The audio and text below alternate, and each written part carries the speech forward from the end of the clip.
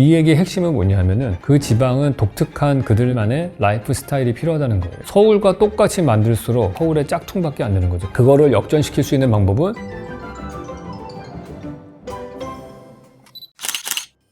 네, 안녕하세요 여러분. 이번 시간에는 여러분들이 댓글에 남겨놓으셨던 질문에 대해서 답변하는 시간, Q&A 시간을 가져보려고 합니다. 일단 여러 가지 질문들을 저희가 좀 골라봤는데요. RS님께서 주신 건데, 간판을 어떻게 하면 다 없앨 수 있을까? 이런 주제도 굉장히 재밌을 것 같아요. 유럽 거리들도 코리아 간판 합성해 놓으니까 그냥 한국식 촌스러운 거리로 변하더라고요. 너무 안타깝습니다. 이 얘기는 제가 쓴 책 도시는 무엇으로 사는가라는 책에서 나왔던 주제이기도 한데, 우리가 종로나 한국의 거리에 가면은 간판을 보면 되게 지저분한데 또 외국 관광객들 오면 되게 좋아합니다. 마찬가지로 우리가 라스베가스에 가서 보면은 네온사인 간판 현란하고 멋있다 막 그렇게 생각을 해요. 근데 제 미국인 친구는 라스베가스에서 극혐합니다. 촌스러워 죽겠다고. 여기는 그런 것들이 생겨나는 이유는 당연해요. 왜냐하면은 미국 사람들은 한글을 못 읽기 때문에 그래요. 우리가 어떤 언어를 봤을 때 그 언어를 읽을 수 있느냐 읽지 못하느냐에 따라서 주는 정보의 역할이 다릅니다. 저 같은 사람이 종로에 가서 보면 간판이 정신이 하나도 없잖아요. 근데 만약에 우리가 홍콩이나 유럽에 가서 간판을 보거나 라스베가스에 보면은 어쨌든 저의 모국어가 아니기 때문에 그것들은 정보로 온다기보다는 장식으로 느껴지고 조명으로 느껴져요. 그렇기 때문에 거기서 오는 피로감이 다른 겁니다. 메타버스나 이런 거 설명할 때 몇 번 말씀을 드렸는데, 공간이라고 하는 거는 결국에는 인간의 뇌가 만들어낸 정보의 프로세스를 통해서 만들어진 결과물이다, 이렇게 보시면 될 것 같아요. 제 석사 논문의 제목이 인포텍처예요. 인포메이션과 아키텍처를 합친 합성어죠. 저는 공간을 정보라고 생각을 하고, 이런 간판 문제들도 우리가 공간을 정보로 보게 되면 이해가 되는 거죠. 무슨 정보냐? 저는 그 논문에서는 세 가지로 얘기를 했어요. 보이드 인포메이션이냐, 심볼릭 인포메이션이냐, 아니면 액티비티 인포메이션이냐. 그래서 그 중에서 이 간판이 차지하는 게 심볼릭 인포메이션입니다. 상징성을 가지는 정보가 뭐냐, 그거를 이 사람이 어떻게 해석하느냐에 따라서 그 공간의 의미가 달라지는 거거든요. 그게 제가 볼 때 우리나라의 간판 경관이 아름답지 않아 보이는 이유 중에 하나입니다. 근데 두 번째 이유가 또 있어요. 그것만 이유는 아니고, 제 덴마크 건축가 친구가 와가지고, 야, 어떻게 너희 나라에는 간판이 4층 높이까지 달려있냐? 무슨 얘기냐 하면은, 일반적으로 유럽의 도시들에 가면은 상업시설들은 1층에 깔려 있습니다. 2층부터는 대부분 오피스나 주거로 쓰여 있어요. 주상복합의 컨디션인 거죠. 복합적으로 쓰이는 거리라고 될 수 있어요. 파리든 어디든 뭐 덴마크 코펜하겐이든 이런 데 가도 상업지역이라고 돼 있는 데가 따로 있어서 거기 1층부터 꼭대기층까지 다 상업시설이 들어가는 데는 없습니다. 특히 우리나라가 그게 심하죠. 우리나라는 역세권이라는 말이 있는데 제가 아주 극혐하는 말입니다. 역세권을 만들어 놓으면은 역 근처의 모든 상가 건물들, 제가 그 중에서 최악으로 싫어하는 게 이제 미금역 같은 데죠. 그 10몇 층짜리 건물에 모두 다 간판이 달려 있잖아요. 그러니까 1층부터 10층까지 건물에 간판이 한 수백 개는 달려 있어요. 건축 마감재가 필요가 없다. 다 간판으로 도배가 돼 있기 때문에. 그러니까 그런 건물이 나오는 이유는 거기가 상업시설로 프로그램이 그렇게 돼 있기 때문인 거죠. 근데 그게 결국에는 우리의 시야에 들어오는 모든 풍경에 정보가 오버로드 되어 있는 컨디션을 만들어내기 때문에 우리의 경관이 아름답지 않아 보이는 이유다, 그렇게 생각을 해요. 그래서 그걸 해결할 수 있는 방법은 뭐냐? 전 도시가 입체적으로 주상복합화 되어야 된다고 봐요. 지상에서의 시끄러운 소음과 냄새가 없는 쪽으로 갈수록 주거가 들어가는 그런 식의 구성이 전 도시적으로 돼야 된다. 3차원적으로 땅의 용도를 생각할 필요가 있다. 그게 이 경관 문제를 해결할 수 있는 게 아닌가 생각을 하고요. 또 하나는 우리가 점점 이제는 길거리에 간판을 보고서 가게를 찾아가는 문화가 아니고, 인터넷상에서 정보를 찾고 위치를 파악한 다음에 우리가 어떤 특별한 목적을 가지고서 그 가게를 가기 때문에 간판의 용도가 점점 없어지는 거죠. 극단적인 케이스가 힙지로 같은 경우죠. 을지로에 있는 힙한 장소들은 아예 간판이 없고 아는 사람만 찾아오게 되어 있는 가게들이 늘어나죠. 우연히 길거리에 유동성 인구에 의해서 눈에 띄는 간판을 가지고서 장사를 하는 것들이 의존도가 점점 낮아지면서 인터넷상에서 노출되는 게 더 중요한 그런 상업 환경이 되면은 간판이 점점 줄어들 것이다, 그렇게 볼 수 있겠죠. 뭐 지나친 국뽕도 안 좋지만 지나친 자기 비하도 안 좋은 것 같아요. 이런 것들이 우리는 안 돼, 이게 아니고, 그런 상황들, 우리가 한글을 읽을 수 있다는 것 때문에 생겨나는 그런 요소, 또 하나는 우리의 도시계획 자체가 좀 잘못되어 있기 때문에 생겨나는 결과다, 이렇게 이해하시면 될 것 같습니다. 다음은 잉여인생께서 주신 질문입니다. 맨날 랜드마크 맞춰놓는 계속 만드는데 63빌딩만큼의 임팩트가 없는 이유가 뭔가요? 진짜 재미난 질문이신 것 같습니다. 실제로 그렇거든요. 63빌딩은 진짜 엄청난 임팩트였는데 왜 별로 그 다음에 별로 임팩트가 없지? 중요한 거는 상대적인 경험이라는 거예요. 63빌딩이 지어졌을 때를 한번 생각해 보시면 그 당시에 우리나라 주거의 아파트 평균 높이가 얼마였습니까? 12층, 14층이었어요. 12층, 14층 정도 되는 건물을 짓던 시절이었는데 갑자기 63층 빌딩이 나오면은 우리가 일반적으로 체험하던 것보다 훨씬 더 높게 느껴지는 거죠. 제가 아파트 14층짜리 아파트에 살 때 그 당시에 우리나라에서 제일 높은 빌딩은 3일 빌딩이었어요. 그게 한 30층 정도 되는 거잖아요. 그러니까 30층 정도 되는 빌딩이 그 당시에 제일 높은 빌딩이었는데 63 빌딩은 그거의 2배 되는 거지 않습니까? 3일 빌딩에. 그러니까 우리가 우와 높다라고 느끼려면은 우리가 그 당시까지 봐오던 건물보다 2배는 높아져야지 되는 거예요. 그러니까 63빌딩이 만들어지고 나서 뭐 70층짜리, 80층짜리 막 지어봐야 감흥이 별로 없는 거죠. 타워팰리스 되게 높은 건물이죠. 그 옆에 63빌딩 옆에 주상복합 건물들 높은 건물이에요. 근데 우리가 63빌딩만큼의 임팩트가 오려면은 31빌딩의 2배가 63빌딩이었듯이 63빌딩의 2배인 120층 정도는 나와야지 임팩트가 느껴질 거라는 거죠. 그래서 그게 롯데타워인 거죠. 그 사이에 잔챙이라고 할 수 있는 것들은 별 임팩트가 없는 거예요. 아마 우리가 이제 롯데타워가 지어진 다음에 그 정도의 우와 이렇게 높은 게 지어졌어 하는 느낌이 나려면은 제 이론대로라면은 240층짜리가 지어져야 되는 거죠. 그 정도가 지어져야지 63빌딩이나 롯데타워 같은 임팩트가 느껴질 거다. 저는 그렇게 생각을 합니다. 그러니까 부르즈 칼리파가 지어지기 전에 고층 건물이라고 하는 게 뭐 120 몇 층 정도였어요. 뭐 저 월드 트레이드 센터라든지 뭐 시어스 타워나 이런 것들이. 근데 기존에 있었던 높은 건물에 한 1.5배 이상 확 높은 건물이 나왔기 때문에 전 세계적으로 충격이 좀 있었던 거거든요. 그래서 항상 보면은 그 전에 제일 높은 건물이 뭐냐에 상대적으로 몇 퍼센트가 올라갔느냐가 그 충격의 임팩트가 있는 겁니다.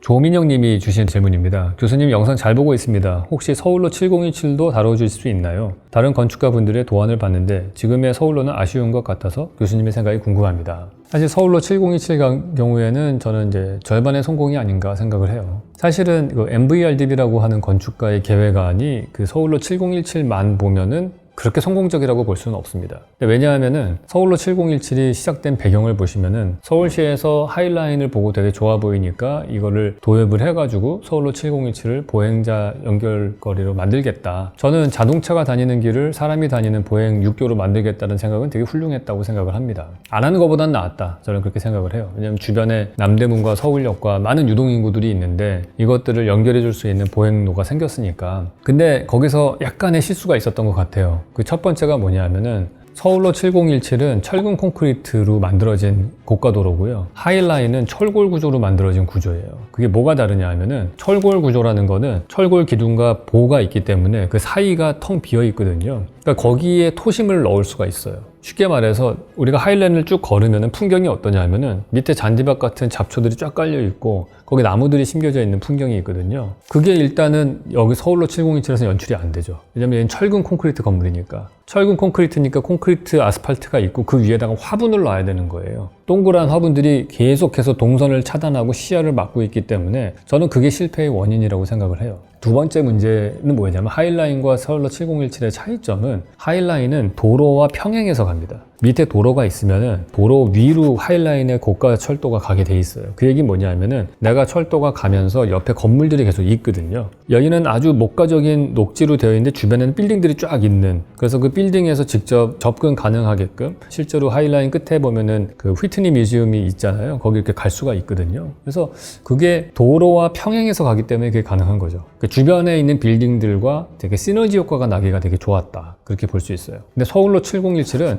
도로에 90도로 진행하는 육교 고가도로였잖아요. 그러니까 그 긴 고가도로 주변에 아무런 건물이 없는 거죠. 그러니까 건물과 시너지 효과가 날 수 있는 효과가 별로 없고, 물론 반대로 뷰는 되게 좋겠죠. 뻥 뚫려 있으니까. 근데 문제는 주변에 건물들이 없고 시너지 효과가 없으니까 아예 거기까지 안 가는 일이 생기는 거예요. 그리고 올라가 봤자 계속 화분이 막고 있으니까 지금이라도 그 문제를 해결하는 방법은 그 화분의 높이까지 다시 속을 비운 상태에서 데크를 만드는 거죠. 그래서 내가 걷는 행동 안에 화분이 장애물이 되지 않게끔 하는, 저는 충분히 가능할 거라고 봐요. 옆에 건물하고 좀 더 적극적으로 커넥션을 시킨다면은 개선의 여지가 있다라고 생각을 해요. 그러니까 MVRDB는 좀 억울할 것 같은 게 지금 지어진 거는 MVRDB 원래 계획한 대로 다 지어졌어요. 근데 제가 들었던 PT는 그 위니 마스가 와서 할 때 서울로 7027보다는 그 사람들이 만들었다고 하는 뭐 툴박스라는 개념이 있습니다. 그 주변에 있는 건물들을 어떻게 하면 더 녹화를 시킬 것인가, 그러한 뭐 10몇 가지 아이디어가 있었던 것 같아요. 그거를 다 적용하면은 서울로 7017이 녹화되고 나서 주변으로 점점 녹화되어 가는 그런 거를 꿈꿨었는데 실제로 그게 더 메인 아이디어였던 것 같아요. 그 그린 툴박스라고 하는 것이. 근데 그것들이 하나도 적용이 안 됐기 때문에 얘가 혼자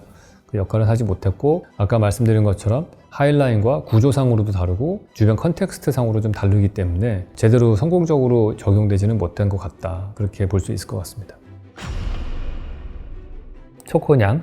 그래서 세종시 계획이 왜 실패한 건축 계획인지 교수님의 의견을 또 따로 듣고 싶네요. 제가 세종시 계획이 실패했다 그런 얘기를 했더니 이제 댓글에 이런 분들이 많이 있었어요. 아쉽죠. 지금 세종시 계획이 정말 잘 될 수 있었는데 사실 계획안은 진짜 훌륭한 계획안이었던 것 같아요. 왜냐하면은 이게 원형의 도너스 형태로 되어 있었거든요. 이 스페인 건축가가 설계를 한 계획안에 제일 흡사해요. 그때 당시에 공모전을 했을 때 한 5개 정도의 파이널리스트 안을 뽑았고요. 5개 안 중에서 2개 안이 이 원형으로 되어 있는 거였고, 지금 우리가 세종시라고 하는 거는 거의 그 스페인 건축가가 한 거랑 거의 흡사하다고 보시면 돼요. 그 계획안의 핵심은 뭐였냐 하면은 도너스 형태로 되어 있는데 좁았다 넓었다 좁았다 넓었다 하는 거였어요. 그 주변이. 그리고 가장 중요한 핵심 아이디어가 가운데를 그냥 벼농사 짓는 녹지로 그냥 둔다였어요. 그 지역이 원래 벼농사 지역이었거든요. 그래서 1차 산업의 상징인 벼농사를 그대로 두고 주변으로 도시를, 자연을 유지한 상태에서 만들자. 이게 이 건축가의 핵심 아이디어였는데 그거를 약간 변질하는 거예요. 이 원형은 똑같이 만들어놨는데 가운데가 논으로 그냥 유지한 게 아니고 거기다가 이제 공원을 만들었죠. 적극적으로. 그것도 괜찮습니다. 뭐 가운데 센트럴파크 같이 만들고 금강 주변으로 수변 공간을 개발하겠다. 이것도 뭐 잘만 했으면 저는 나쁘지 않았을 거라고 봐요. 근데 가장 세종시가 더 좋을 수 있는데 안 된 거 2가지가 있다고 봐요. 첫 번째는 이게 인구 30만 명을 목표로 해서 건설된 걸로 아는데 이 몇십만 명이 만들어질 때 한 방에 30만 명이 다 들어가서 할 수는 없잖아요. 그러면은 처음에 10,000명, 20,000명 이렇게 시작을 했을 거라고요. 근데 이거를 보행 친화적인 도시를 만들려면은 거기에 행정시설들을 넣고 그 주변으로 밀도가 아주 완성된 상태의 고밀도로 시작을 했어야 되는 거죠. 한 섹터만이라도. 그 맨 처음에 이주했던 10,000명, 20,000명의 사람들이 걸어서 생활할 수 있을 정도로 밀도가 높은 도시를 만들었다면 잘 쓰였을 거라고 생각을 해요. 근데 어떻게 됐냐 하면은 세종시를 개발할 때 일단 아파트 땅 장사를 해야 되니까 여기저기 건설사에다 땅을 팔아먹고 아파트 단지들이 여기저기 생겨나고 상업시설들이 중간중간에 상가들이 들어서면서 이게 밀도가 낮은 상태로 개발이 되기 시작을 한 거예요. 그렇게 되면 자연스럽게 거기에 와서 사는 몇만 명의 사람들이 다 자동차를 타고 다닐 거 아닙니까? 그럼 자동차의 사용량이 그 어느 도시보다 많아지는 약간 LA같이 되는 거예요. 주변에 밀도가 높은 도시를 링으로 만들어서 트램을 타고서 회전을 하면서 다니고 거기 웬만한 거리들은 걸어다니면서 생활하겠다. 이런 그 건축가의 계획과는 완전히 반대된 결과가 나왔다. 그렇게 생각이 들어요. 또 하나 두 번째 실수는 오송역의 위치인 거죠. 5개의 파이널리스트 안 중에서 흥미로웠던 거는 무슨 독일 건축가였던 걸로 아는데 이 사람은 완전히 똑같은 폭으로 가지는 원형의 도시를 만들고 KTX역을 그 원에 접하게끔 위치를 시키는 거예요. KTX가 와가지고 그 도시의 한쪽 끝에 탄젠트식으로 만나는 거죠. 딱 만나고 가는 거예요. 여기서 내려가지고 나서 트램을 타면은 쭉 다니면서 원형으로 다 도시를 다닐 수 있고 웬만한 데서는 내려가지고 걸어 다니면 되는 거잖아요. 그런 도시를 꿈꿨는데 안타깝게도 우리의 세종시는 오송역이 택시 타고 한 30분 떨어진 데 있단 말이죠. 그러면 서울에서 오는 사람들이 거기서 내려가지고 택시를 타고 여기까지 들어와야 돼요. 앞으로 100년간 오송역에서 세종시까지 왔다 갔다 하는데 쓰여지는 그 에너지를 생각하면은 오송역의 위치가 거기에 놓여진 거는 정말 큰 실수다. 저는 그렇게 생각을 합니다. 혹자는 그런 얘기도 합니다. 오송역에 거기다 놔야지, 그래야지 세종시가 나중에 추후에 이게 증축이 돼가지고 계속해서 확장이 됐을 때 오송역까지 확장될 것이다라고 얘기를 하는데 저는 그러면 그것도 역시 잘못된 계획이라고 생각을 해요. 그 얘기는 무분별하게 지금의 우리가 수도권 확장을 비판을 많이 하잖아요. 계속해서 녹지를 없애면서 도시가 확장되어 가는 거를. 그거랑 똑같은 상황이 되는 거죠. 세종시는 결코 오송역까지 확장돼서는 안 되는 거죠. 세 번째, 기획부터 생각을 한다면은 사실은 세종시를 만들 때 거기다 만들면 안 됐던 거죠. 왜냐하면 세종시는 우리가 아이디어하게 새로운 신도시를 만들고 싶었는데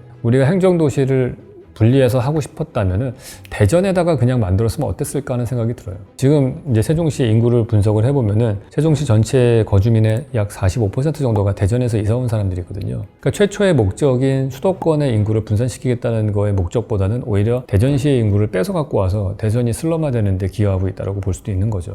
저 같으면은 만약에 행정도시를 옮긴다면 대전의 구도심을 리모델링 한다든지 청사 건물 주변으로 뭐 조달청 건물 주변 뭐 그런 데 빈 땅 되게 많고 엑스포 지대도 되게 빈 땅들도 많고 해서 그쪽 지역을 했으면 어땠을까 하는 생각이 첫 번째로 들고, 만약에 지금의 위치로 한다면은 오송역의 위치를 거기하고 이제 접하게끔 했으면 어땠을까 하는 생각이 두 번째고요. 물론 거기 오면 시끄러우니까 그 부분 도심으로 근접했을 때는 지중화 시켜야겠죠. 마치 수서역처럼. 그러니까 우리는 몇 번의 기회가 있었는데 그 중에 하나만 돼도 제가 볼 때는 괜찮았을 것 같은데 기기를 다 놓친 게 아닌가 생각을 해요.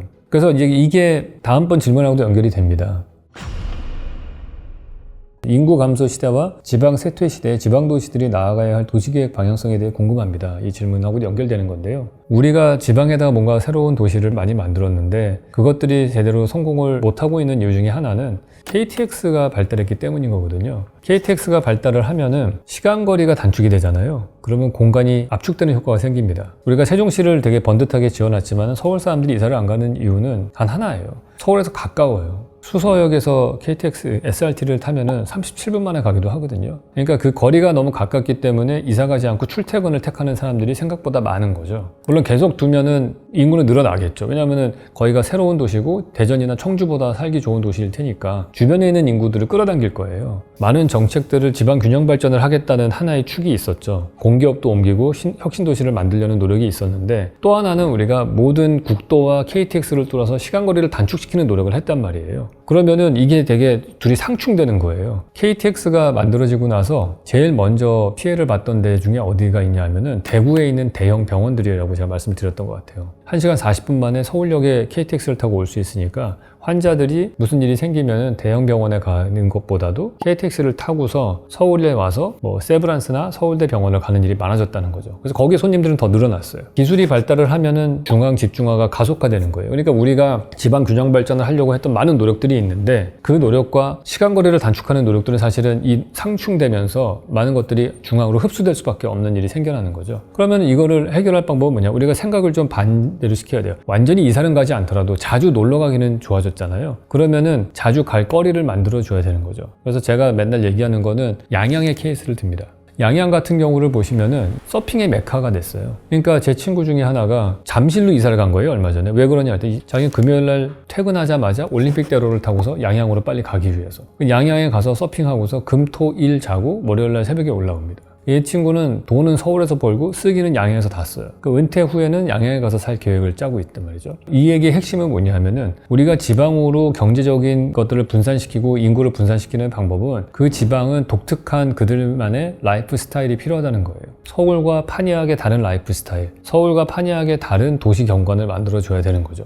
서울과 똑같이 만들수록 서울의 짝퉁밖에 안 되는 거죠. 강남의 짝퉁밖에 안 되면은 거기 있는 인구들이 오히려 서울로 오기 편안한 교통수단이 만들어졌기 때문에 수도권의 집중이 더 가속화될 것이고요. 그거를 역전시킬 수 있는 방법은 수도권의 인구가 그곳에 가고 싶은 걸 만들어줘야 되는 거죠. 부산 같은 경우에 바다가 있는 도시 풍경이 있어요.